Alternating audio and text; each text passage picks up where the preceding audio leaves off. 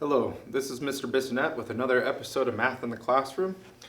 So as I was talking about last time, we had this big learning target of being able to go from standard form in our quadratic equations to vertex form.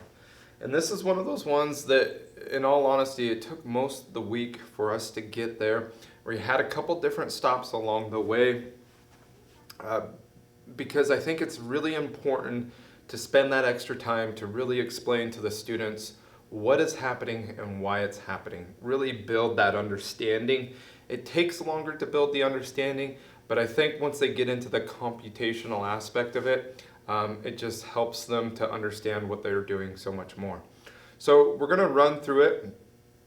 We'll show the math side of what's happening. There is a visual. We won't quite get to the visual probably today, but we'll show you mathematically why it's happening and go from there. So today's learning target is I can place a quadratic equation in standard form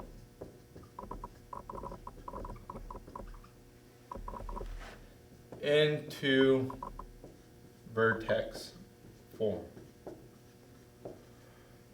So again, when we went through it with our students, we were talking about, well, what is standard form of our quadratic equation? And this is our f of x equals our ax squared plus bx plus c.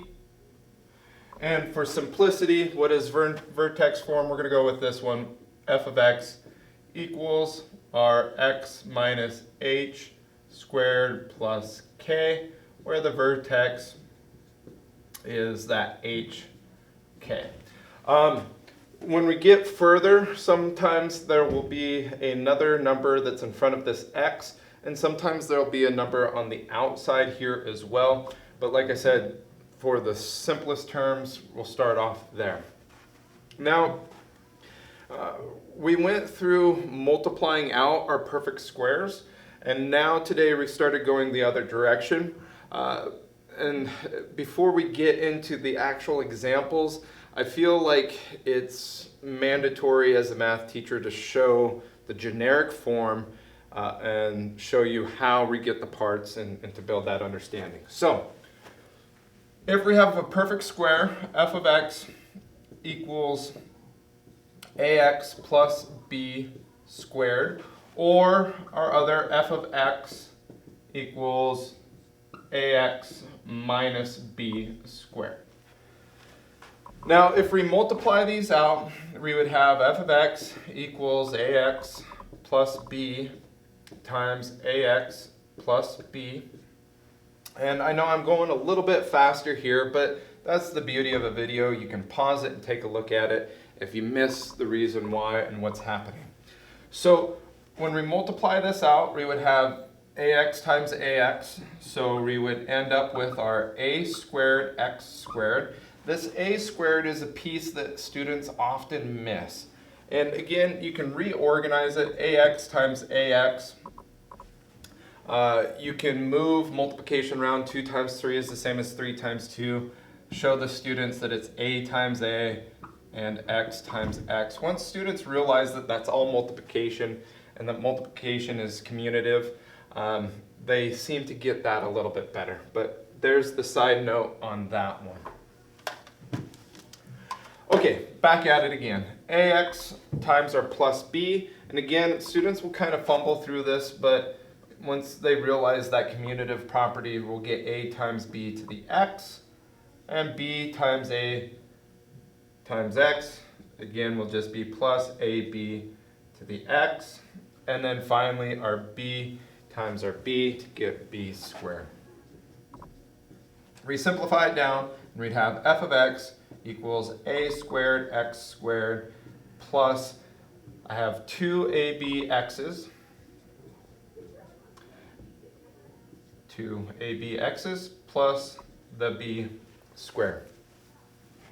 Now, pointing out that there's two of those, that makes our formula for figuring out the perfect square a little bit better. So again, when I'm teaching it to students, I really emphasize that there's two parts there.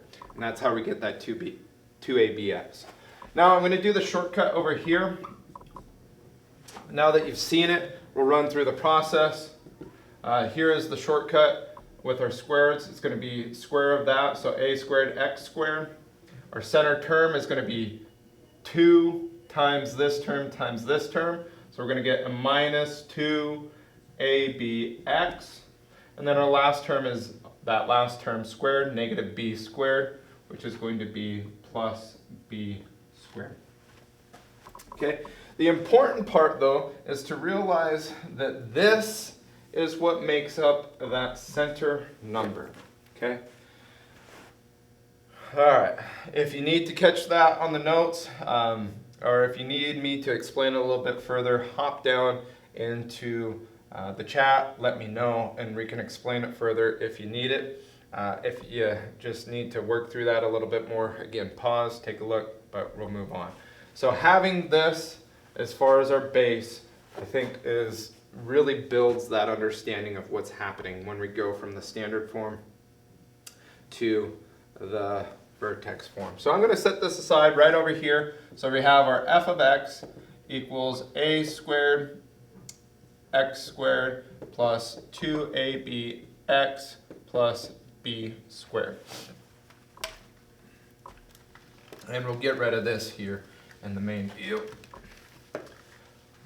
Alright, if we took an example like f of x equals x squared plus 8x plus 5.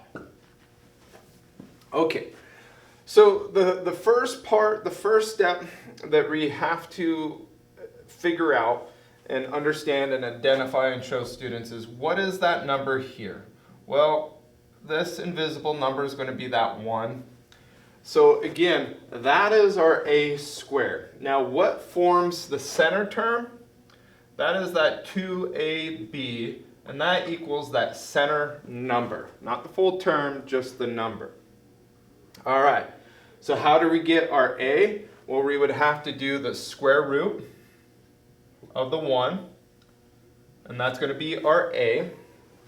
And then we're going to solve for the b, and we're going to force this into being a perfect square. So square root of 1 is going to be 1. Okay, 2 times 1 is 2. Divide both sides by 2 to get our b equals 4. This is what our b is, but we want it to be b squared. So we're going to have to square both of these. And so I want to force this to equal 16. Okay, what do I have to do to get there? And students are pretty good. They're like, we just add 11. Wonderful. There it is. But remember, equations are like balances. So if I add 11 to this side, what do I have to do to the other side to keep it balanced? Students right away, they go add 11 to the other side. And that's exactly right. So we'd have f of x plus 11 now equals our x squared plus 8x plus 16. Now this is a perfect square. All right, so we simplify it. So we have f of x plus 11. And again, I go with students. I set it up like this. Once they see that, they get it a little bit faster. I feel like, what's the square root of x squared or 1x squared? And they go, it's x. Right on. Don't think too hard. What's the square root of 16? 4. They got it. Now you have one more step.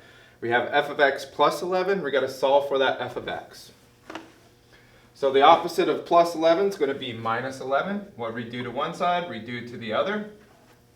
So we would have f of x equals our x plus 4 squared minus 11.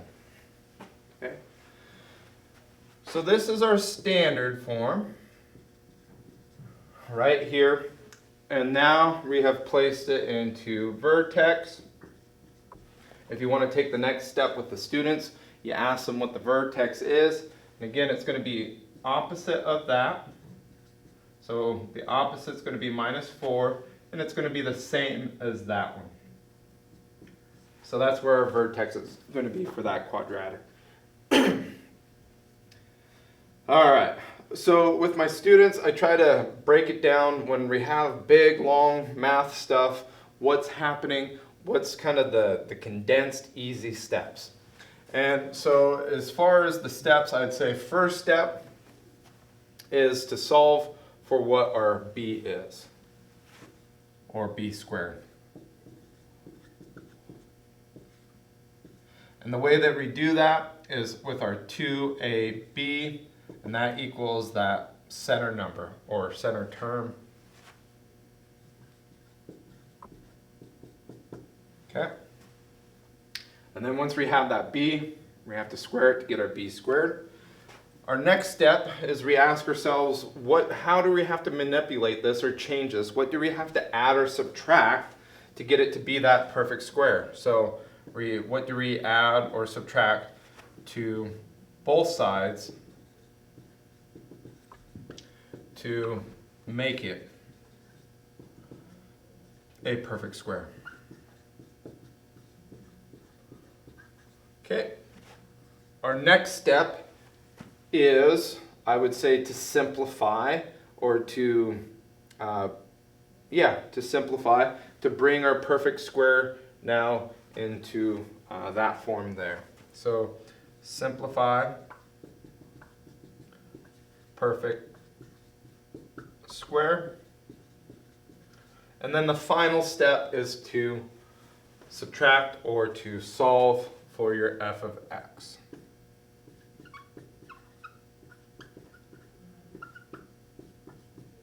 Again, when we have that complicated stuff and there's a lot going on, I like to break it down into what are those simple bullet points. Solve for your b squared, we get that from that 2ab, and that comes right from there. Once we have the b, we have to square it to get the b squared. Then after that, what do we add or subtract to both sides to get it to be a perfect square? Then we simplify the perfect square, and then we solve for that f of x. Okay, so that is how we go from our standard form to our vertex form. I know it was a little bit longer, a little bit more complicated, and again, as we go through the week, we kind of build that up a little bit at a time. We multiplied our perfect squares to kind of see what was happening first, to get that familiarity before we went the other direction with it. But I think if you really build that understanding, show them where it comes from, I think a lot of times once they get to the computational part, they do a lot better. So again, thank you for watching and hope you enjoy.